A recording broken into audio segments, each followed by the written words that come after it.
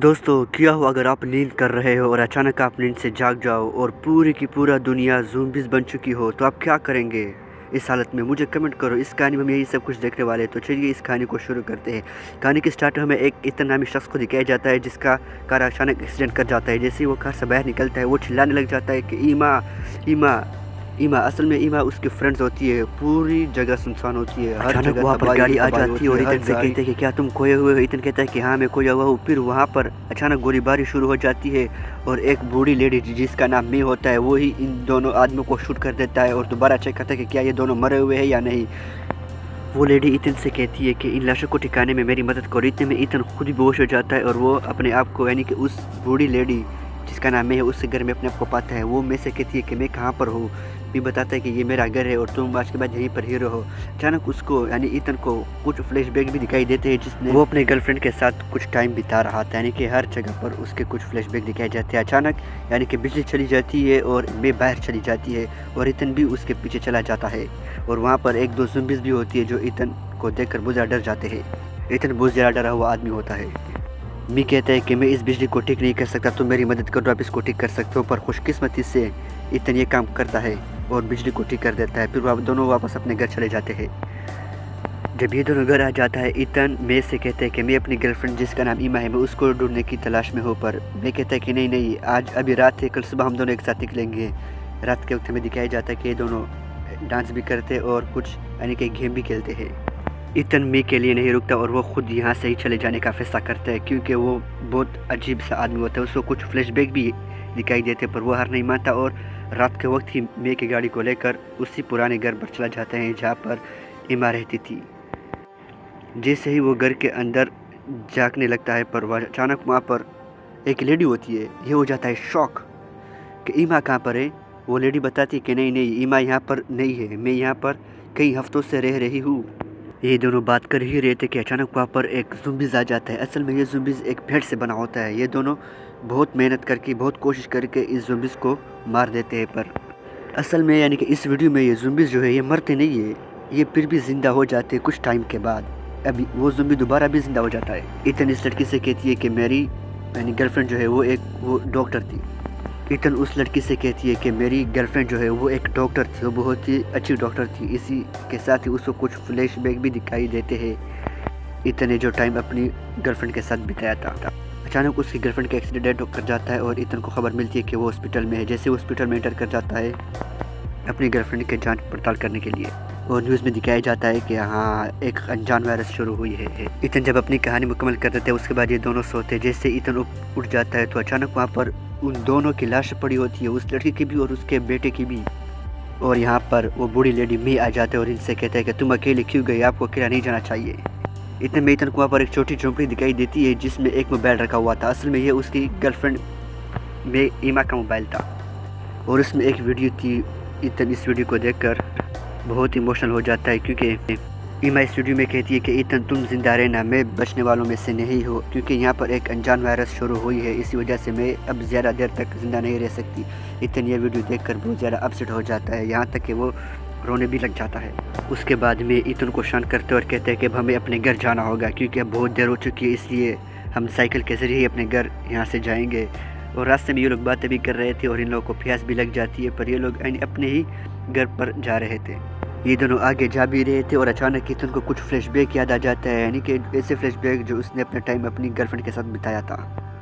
मैं उसको होश में लाता और कहता है कि उठो, अब हमें अपने घर जाना होगा। अब ये लोग जैसे ही अपने घर पहुंच जाते, अचानक वहाँ पर एक शख्स को दिखाया जाता है जिसका नाम असल में टॉम है। मैं टॉम पर बदून तानना शुरू कर देता है और कहता है कि तुम यहीं पर ही रहो, यहाँ से हिलना भी मत। पर टॉम बताता है कि नहीं नहीं, मैं सिर्फ अपनी ही यानी कि बीवी और बच्चे को ढूंढ रहा हूँ, इसी वजह से मुझे कुछ यानी शेल्टर चाहिए। मैं कहता है कि हाँ, मैं तुम्हें शेल्टर दे दूंगा, पर बदले में तुम्हें हमारे लिए कुछ काम भी करना होगा। टॉम मान जाता है। ये दोनों टॉम से तलाशी भी लेते हैं और सिर्फ टॉम के पास एक ही बंदूक थी, वो बंदूक भी वो लोग अपने ही कब्जे में लेते हैं। और टॉम बेचारा लकड़ियाँ भी काटने लग जाता है। जैसे ही काम ख़त्म हो जाता है, जैसे ही ये लोग खाने के लिए बैठने ही वाले थे, इतने में मैं इतन से कहते हैं कि तुम वो रोटी नहीं खाना, क्योंकि मैंने उस रोटी में नशा मिलाया हुआ है, क्योंकि मुझे ये आदमी अच्छा नहीं लग रहा है, यह बहुत ख़तरनाक आदमी है। इतन मान जाता है और वो भी रोटी को बिल्कुल भी नहीं खाता। जब टॉम इतन से कहते हैं कि तुम रोटी क्यों नहीं खाते, वो ये कह नहीं वाला था, अचानक वो ईतन बेहोश हो जाता है। उस आदमी को शक हो जाता है कि हाँ, ये दोनों मुझसे कुछ छुपा रहे हैं। वो डायरेक्ट बंदूक ताना शुरू कर देता है और कहता है कि तुम ही ने मेरी बीवी और बच्चों को मारा है, मुझे सच बताओ। मैं कहती है कि नहीं नहीं, मैंने नहीं मारा। मैं कहती है कि मैंने तुम्हारे बीवी और बच्चे को नहीं मारा, पर वो टॉम नहीं मानता। वो कहता है कि तुमने ही मारा है। थोड़ी देर बाद जैसे ही रात हो जाती है, टॉम के 2 और फ्रेंड्स भी होते हैं, वो ही इस घर के अंदर अचानक ईतन बेहोश हो जाता है। जैसे उसकी आँख खुलती है और अचानक टॉम के जो दोस्त होते हैं वो भी यहाँ पर आ जाते हैं। वो भी मेरे को बंदी बनाने लग जाते हैं और मेरे से ज़बरदस्ती सवाल पूछते हैं कि आपने उन लोगों के साथ क्या किया है। मैं जवाब देता है कि नहीं नहीं, ये मैंने नहीं किया।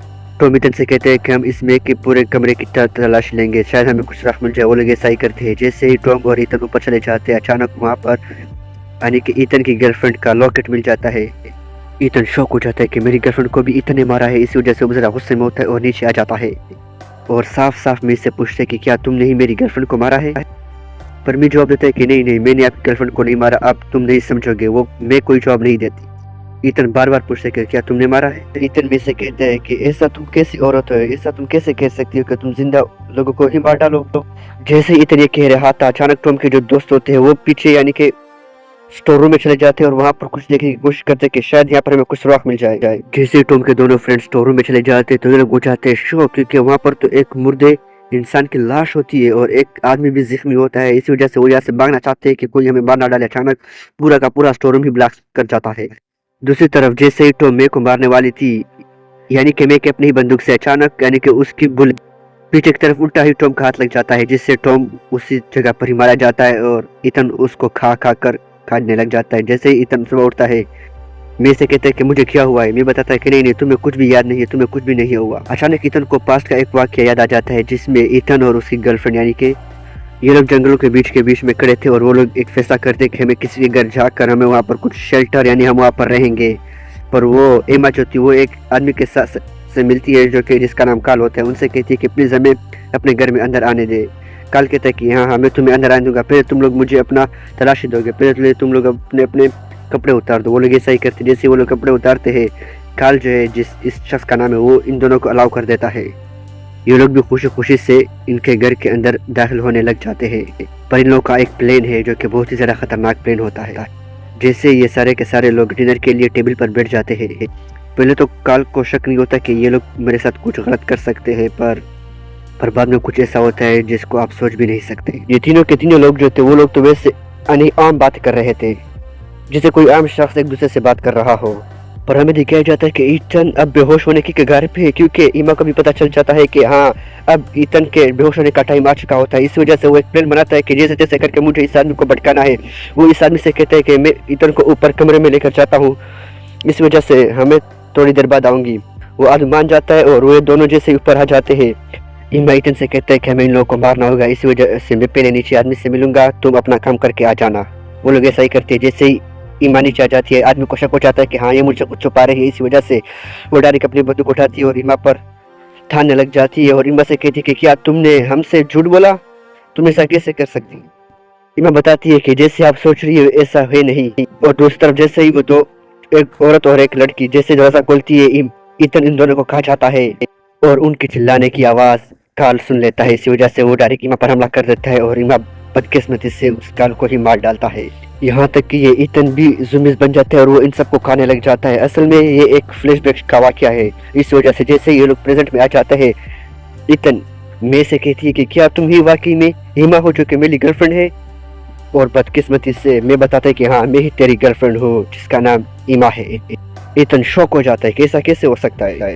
असल में ईतन को बहुत पहले ही ज़ुम्बी ने काट लिया होता है, इसी वजह से इसकी उम्र नहीं बढ़ती, क्योंकि इसको ज़ुम्बी ने काटा होता है। अब ये आधा ज़ुम्बी बन चुका होता है और ये मुकम्मल ज़ुम्बी इसलिए नहीं बनता क्योंकि ईमा जो होती है वो इसको रोज़ाना इंसानों का गोश्त खिलाती है। इसी वजह से ही वो ईतन मुकम्मल ज़ुम्बी नहीं बन जाता और ईतन मुकम्मल जवान होता है। इसी वजह से ईतन को जैसे ये सारे के सारे फ्लैशबैक याद आ जाते हैं, ईतन बहुत नर्वस हो जाता है। ईतन इसलिए बूढ़ा नहीं बन जाता क्योंकि वो तो आधा ज़ुम्बी से और ईमा उसको रोज़ाना इंसानों का मांस खिलाती है, इसी वजह से वो बूढ़ा नहीं होता। अब ईतन अपने आप को मारने की कोशिश करता है, पर वो अपने आप को गोली भी मार देता है, पर वो नहीं मरता। क्यों? क्योंकि ईतन मुकम्मल ज़ुम्बी बन चुका होता है, इसी वजह से वो नहीं मरता, क्योंकि वो अब आधा ज़ुम्बी है। इतने में मैं और ईतन नज़दीक आ जाते हैं। असल में मैं ही ईमा की वो गर्लफ्रेंड होती है और मैं ईतन से कहते हैं कि मैं तुमसे बहुत ज़्यादा प्यार करती हूँ, इसी वजह से तुम अपने आप को नहीं मार डालो। दोस्तों आप लोग को ये मूवी कैसे लगी? इस तरह मूवीज देखने के लिए मुझे जरूर सपोर्ट कीजिएगा।